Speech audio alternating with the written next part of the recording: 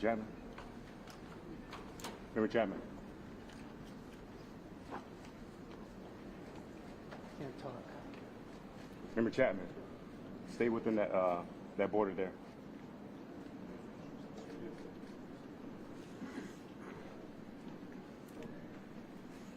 Thank you for joining us. My name is Jennifer Homendy, and I'm the chairwoman of the National Transportation Safety Board. The National Transportation Safety Board is an independent federal agency that's charged by Congress with investigating every civil aviation and serious accident and serious incident in the United States and significant events in other modes of transportation. I want to start by expressing our deepest condolences, our sympathies on behalf of the entire board for those who lost loved ones in this terrible tragedy. Our thoughts, our prayers are with you. Entire communities were affected, and we are thinking of you. With me today is Bryce Banning. Bryce is a senior aircraft accident investigator with the National Transportation Safety Board. He's also going to serve as our investigator in charge of this investigation. Also with me today is the entire board. We have Todd Inman, Member Todd Inman. Todd is going to serve as the board member on scene, the spokesperson for this investigation. All of the board members will be here. We have Vice Chairman Alvin Brown, Member Mike Graham, who lived in Wichita for 20 years, and we also have Member Tom Chapman. The NTSB's headquarters is just a mile from here. And so we are all here because this is an all-hands on-deck event. And we're here to assure the American people that we are going to leave no stone unturned in this investigation. We are going to conduct a thorough investigation of this entire tragedy, looking at the facts. Now, with that, I want to level set.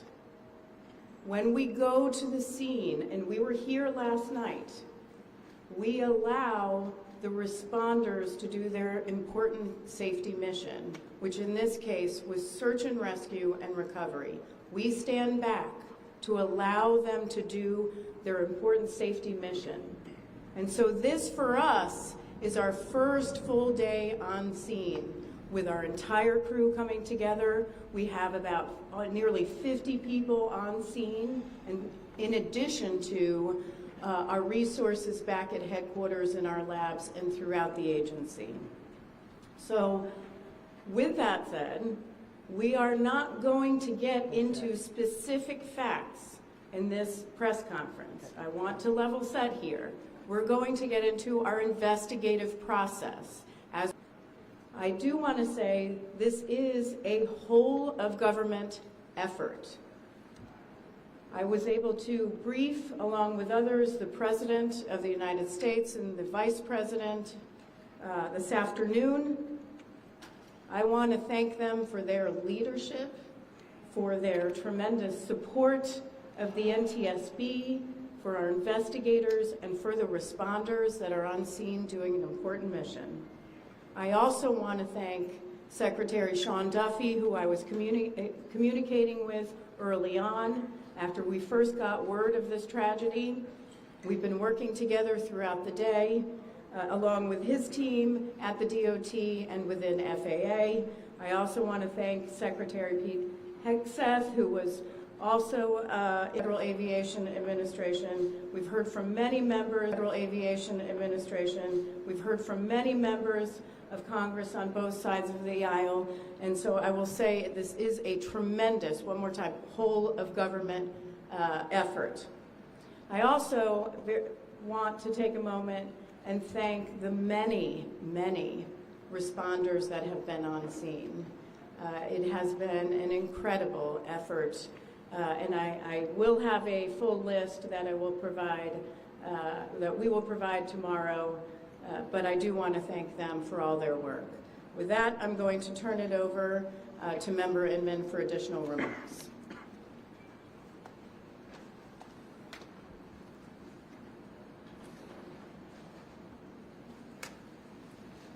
So today is our first full day on scene. Our investigative team will be on scene as long as it takes in order to obtain all of the perishable evidence and all the fact-finding that is needed to bring us to a conclusion of probable cause. Our mission is to understand not just what happened, but beginning our investigation. We don't have a great deal of information to share right now. We will keep you informed by giving regular updates as we learn more. Our intention is to have a preliminary report within 30 days, and the final report will be issued once we've completed all of our fact-finding and investigation. Now, we will not be determining the probable cause of the accident while we are here on scene, nor will we speculate about what may have caused this accident. It's an organizational meeting and establishing our parties to our investigation. We currently have the following parties that are already identified: PSA Airlines, GE Aerospace, Sikorsky, FAA, NACTA, which represents the air traffic controllers, ALPA, which represents the pilots, Army, AFA, which represents the flight attendants. The Transportation Safety Board of Canada will be an accredited representative under Annex 13 of ICAO. They will be supplemented by MHIRG as a technical advisor. They were previously known as midair. The NTSB offers this party status to those companies, government agencies, and associations that have employees, activities, or equipment involved in the accident. We offer that because they will provide technical expertise and relevant information supporting the development of the best possible factual record. Once they join this investigation, they are not permitted to release documents or talk publicly about the investigation without the consent of the NTSB. So I want to stress this. It is only the NTSB that will provide information related to this investigation, with one exception.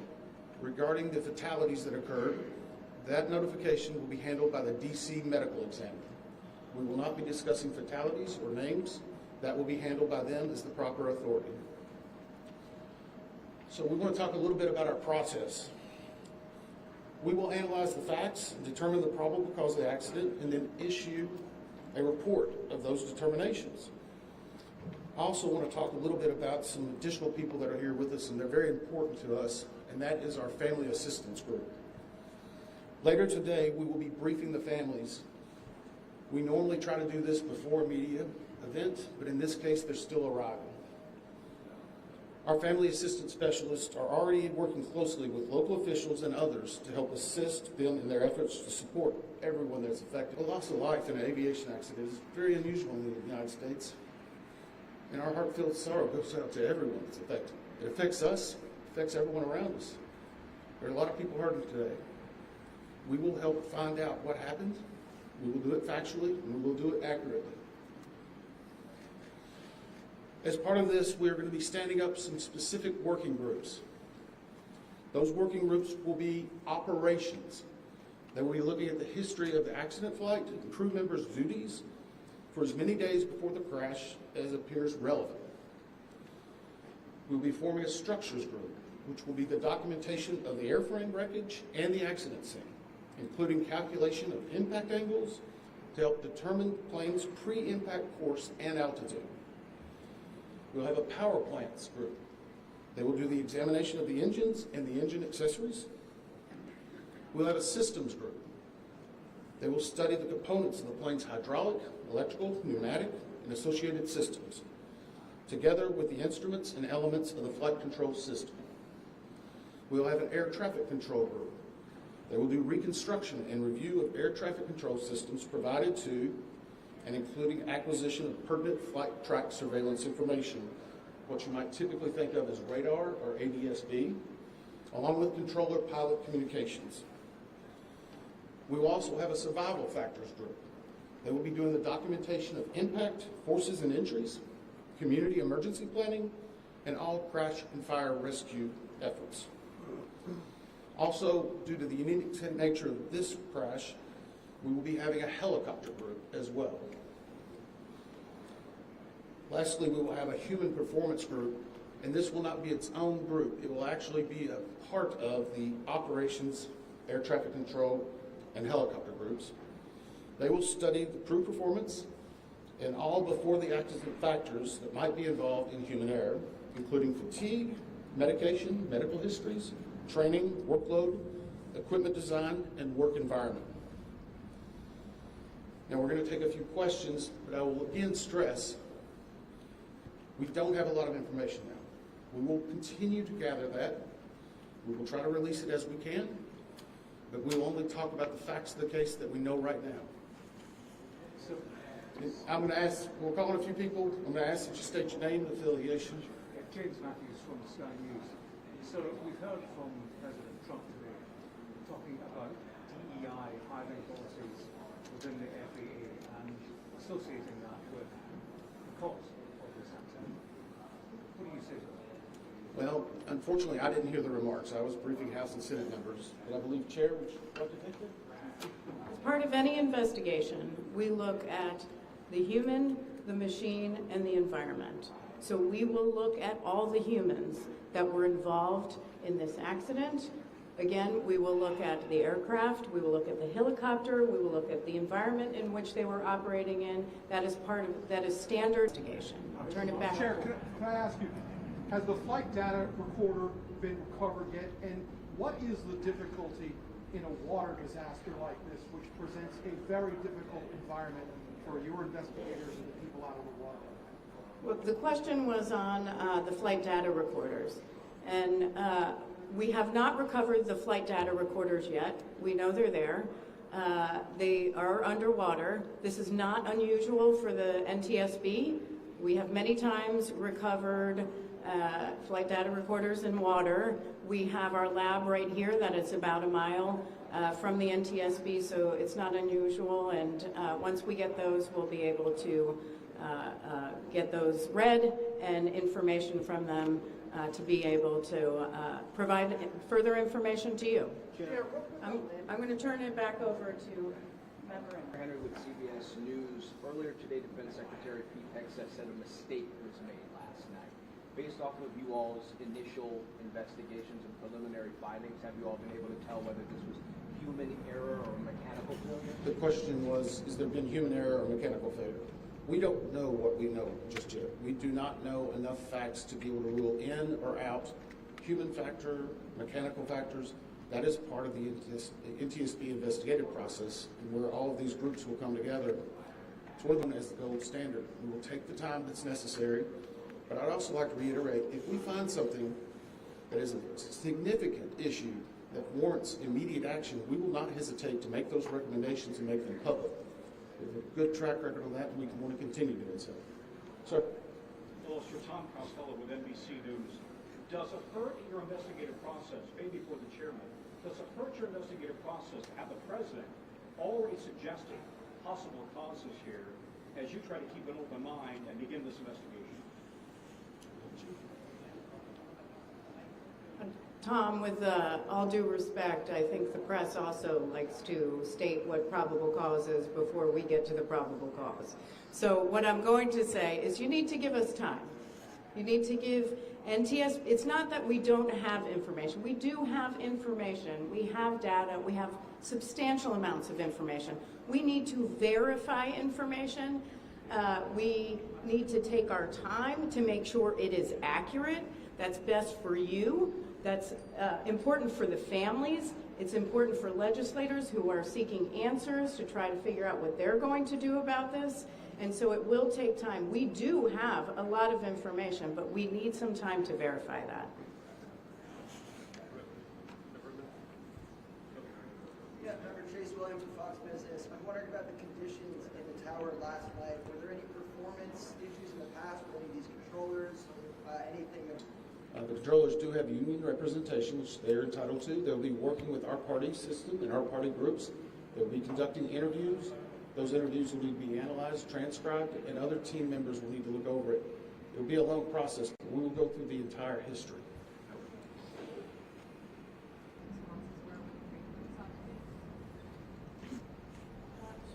So the question was about my briefing for the president and the vice president.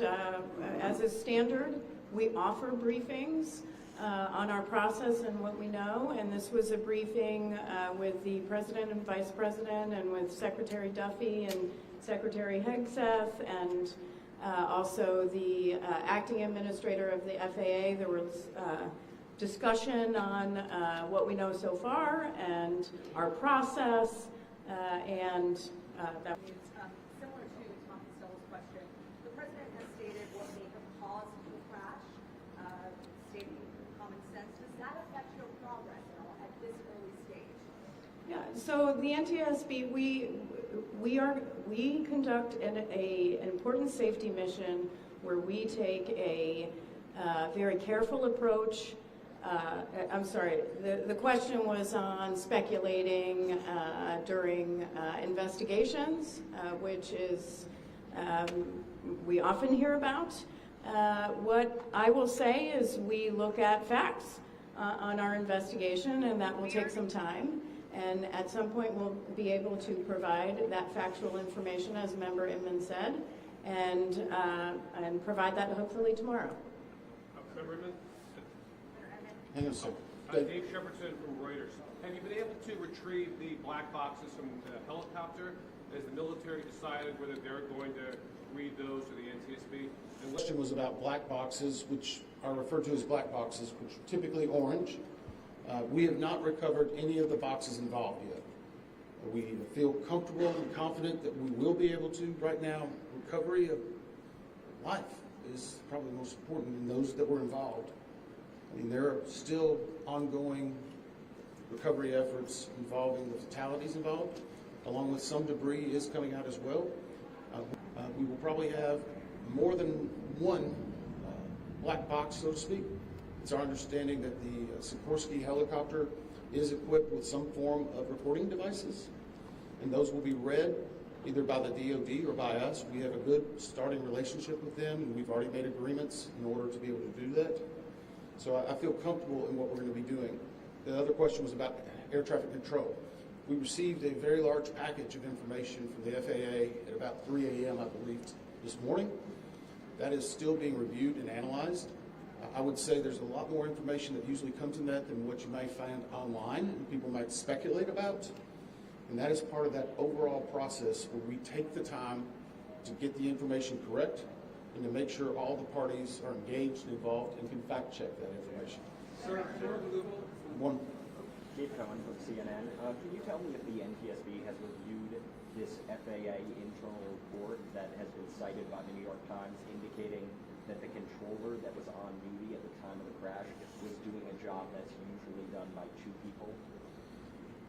We have not reviewed any specific reports about the controllers at this time, at least from the leadership team. Our investigators are continuing to pull all that information. Their personnel records, their files, where they were at, whether they were fatigued, all that information will be part of that investigative process. But right now, we can't speculate on anything that may have been reported in the media until we get the opportunity. How are you going to sort of do the sensitivity of bringing to the place where this tragedy happened? So the question is about the families. And many of those families are still en route. Some are still being notified from both the military and from the commercial crash. There is a family assistance facility that's being stood up by American and PSA Airlines in Bethesda, Maryland. They've already been working on that, standing it up. Our team from our disaster assistance team has also been coordinating with them. We plan on briefing them. It is customary that at some point, if the families wish to go to part of the accident site, that we would arrange such a thing, but it will only be when we know that it's safe, we have the correct perishable evidence, and we can do it in the proper modesty that should be for those family members. It will be a little bit of a process, but it will take some time. Sir, to follow up on the air traffic control system. Now, sir, are you? I know that Marielle Farmer with DC News now. We heard from some witnesses that they saw people able to come down the slides of the plane. Has there been any indication that people made it off the plane one way or another? Well, again, we will not speak to the fatalities. The DC medical examiner will, but I think the DC fire chief this morning very succinctly said correctly that we believe there are no survivors. What's sort of all the planes? Right now, we're going through the debris fields. Nothing we've seen would indicate that maybe slides or chutes were deployed. It was a very quick, rapid impact, but we've seen nothing in that regard so far from the evidence we have, but we still need to verify all of that information. One more question? Sure. Are you going to be looking at the family member's cell phone? Go ahead. Jeff Cook, ABC News. What do you know about the altitude of the helicopter at the moment of impact? And can you talk about what the procedure for such helicopters in that area? The question was about the helicopter procedures, and in D.C. it's kind of a unique environment. We've been getting briefed more and more by the FAA. I'm not an air traffic control specialist, but they're actually helicopter zones, if you will, or tracks. And this one was transiting, I believe, from track 1 to 4 as part of their normal procedure. If you live in D.C., you see a lot of helicopters going down into this area. So there's a very well-defined system in that regard. As far as altitude, until we get the additional information, we can't validate or basically corroborate any of that until we get more of the electronic data and the data that's on the plane. I do want to clarify one question that also came about cell phones. In today's age and time, a lot of electronics and other devices do contain a lot of different information.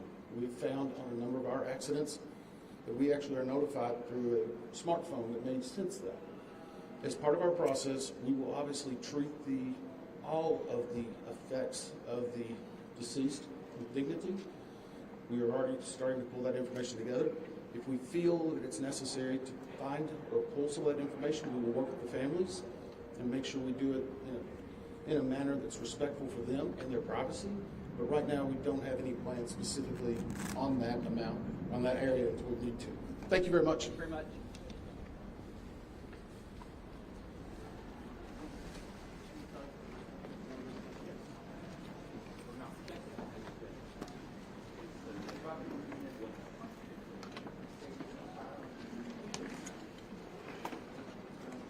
Hi, for further updates on media briefings and other developments, please follow on X or Twitter at NTSB_newsroom.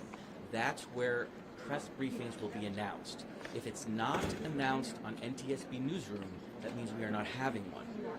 Oftentimes there are other press conferences during the day, but only NTSB press conferences will be announced on at NTSB_newsroom.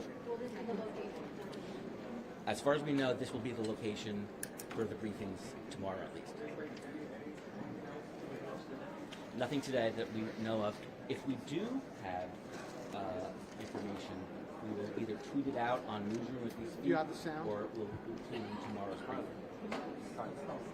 Sure. It's NTSB board member Todd Inman. Todd. I-N as in Nancy, M as in Mary, A-N. And it's NTSB board chairman Jennifer, regular spelling, Homendy. H-O-M as in Mary, E-N as in Nancy, D-Y. Recovery effort is still priority number one. No, I can't talk about stuff sometimes. We have no press scheduled tonight. If we do have additional news to announce, it will be on Newsroom. Probably here, probably around the